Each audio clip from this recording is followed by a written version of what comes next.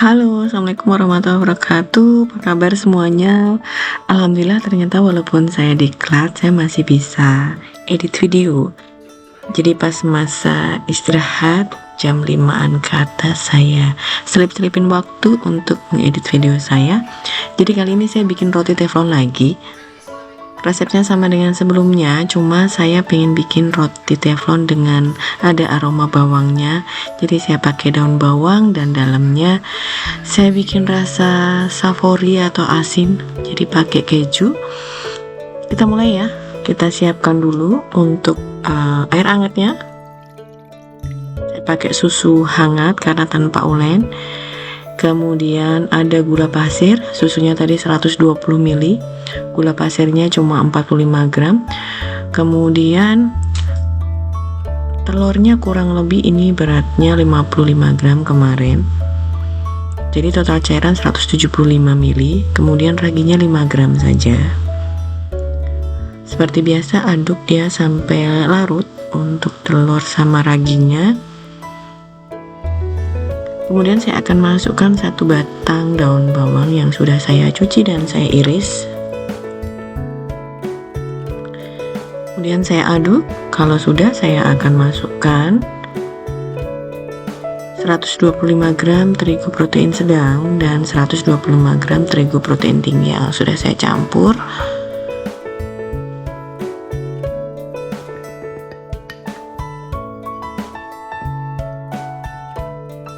Kemudian aduk sampai rata, mutar ya dari bagian tengah keluar seperti ini sampai semua tepung-tepungnya ini habis.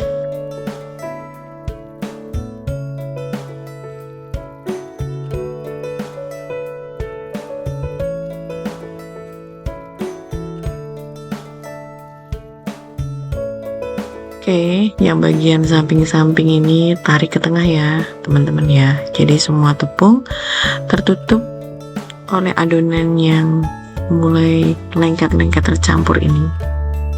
Boleh dibantu dengan tangan, boleh pakai spatula seperti ini saja, nggak masalah dia. Karena memang kita nggak pengen dapat tekstur yang seperti roti kalis elastis seperti itu ya, kalau untuk roti teflon ini ya. Ini aroma bawangnya nanti bakal wangi banget nih teman-teman. Nah ini kalau sudah tercampur kayak gini, tarik bagian tengahnya, dilebarin seperti ini, kemudian masukkan garam,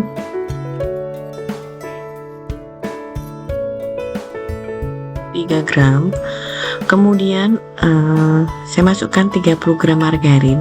Jangan lupa dicairkan dulu karena kita tanpa ulen. Jadi memang kalau tanpa ulen itu komposisi cairan yang pertama akan lebih banyak.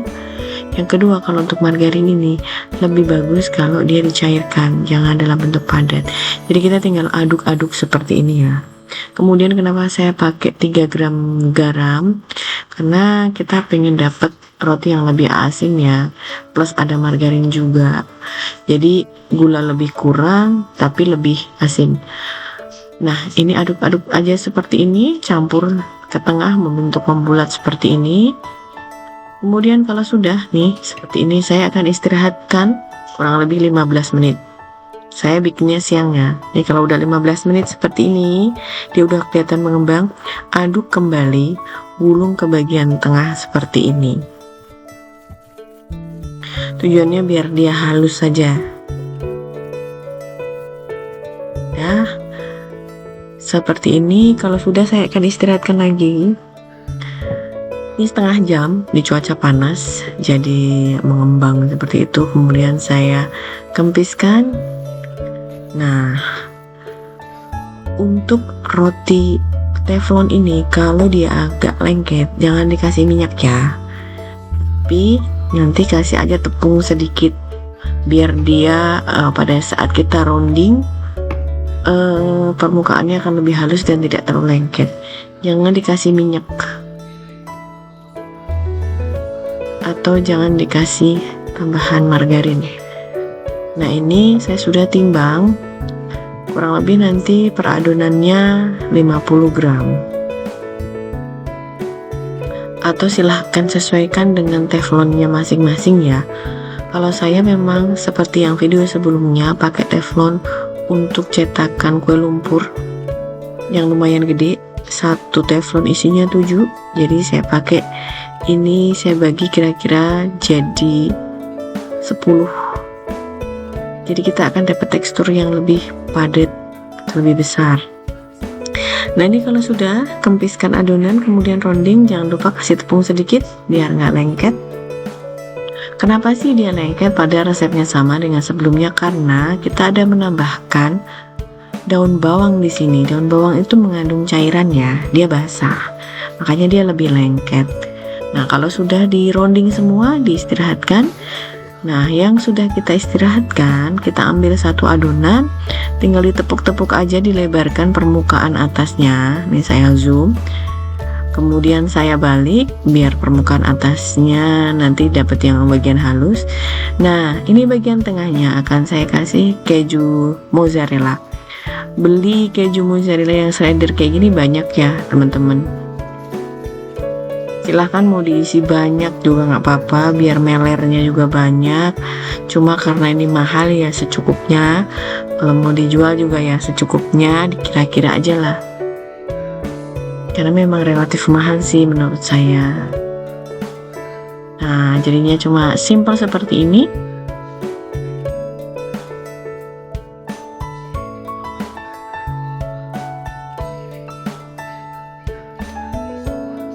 Kalau sudah, istirahatkan saya 10 menit saja, karena memang kita nggak pengen dapat yang mengembang seperti itu. Jadi cukup dia sudah sedikit mengembang, nanti pada saat dia dipanaskan dia akan menuhin si teflon ini. Nah ini teflon saya panaskan api paling kecil ya, tutup dulu biar dia panas. Kalau saya puter-puter nanti teflonnya ya teman-teman, karena api saya cuma api kecil bagian tengah. Nah ini kalau sudah panas, tes aja pakai tangan atau air. Ini masukkan semuanya, isi dengan adonan kita. Ini kan udah kelihatan mengembang ya. Nanti kalau kita tutup dia akan mengembang sendiri, nutupin seluruh permukaan teflonnya ini, seluruh cetakannya. Jangan lupa tutup. Ini saya nggak berani tinggal-tinggal karena cepet gosong bagian tengahnya. Paling ini cuma 5 menit ya teman-teman, api paling kecil. Ini agak saya putar-putar. Kalau teman-teman kompornya kompor yang dengan api rata, sekelilingnya itu nggak perlu. Atau kalau misalkan mau dikasih alas dibuat teflonnya juga nggak apa-apa. Agak lama dengan api yang sangat kecil juga nggak masalah ya teman-teman. Nah ini udah nutupin gini kurang lebih 5 menit. Nah ini saya balik. Yang paling tengah nih pasti di saya akan lebih gosong, karena apinya tuh ngumpul di tengah. Nah ini akan saya balik semua.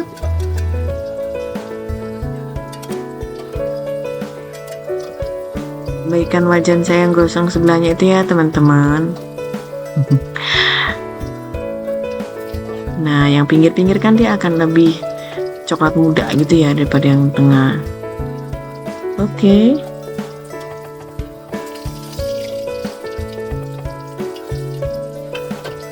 Tutup lagi sampai dia matang.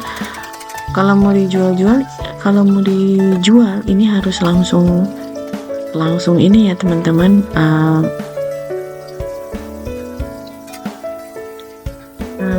Kalau sudah, nih yang samping-samping bisa saya geser ke tengah, kemudian yang kosong saya bisa pakai untuk manggang adonan yang selanjutnya ya. Kemudian tutup lagi sebentar, tinggal bolak-balik aja. Nah kalau sudah, kita angkat yang sudah matang dan kita masukkan ke dalam plastik seperti ini. Makan selagi hangat ya teman-teman. Kalau kita mau dapat tekstur mozzarellanya yang masih meler dan masih enak, jadi kalau ini bisa disimpan juga di kulkas, nanti kita panasin di teflon atau di microwave. Hasilnya seperti itu ya teman-teman. Semoga jadi inspirasi buat kalian untuk keluarga atau untuk arisan, atau bisa juga untuk dijual. Terima kasih selalu menyimak Dapur Alesa. Ketemu lagi nanti minggu depan dengan kreasi roti-roti selanjutnya. Saya akhiri. Assalamualaikum warahmatullahi wabarakatuh. Tetap sehat dan tetap semangat.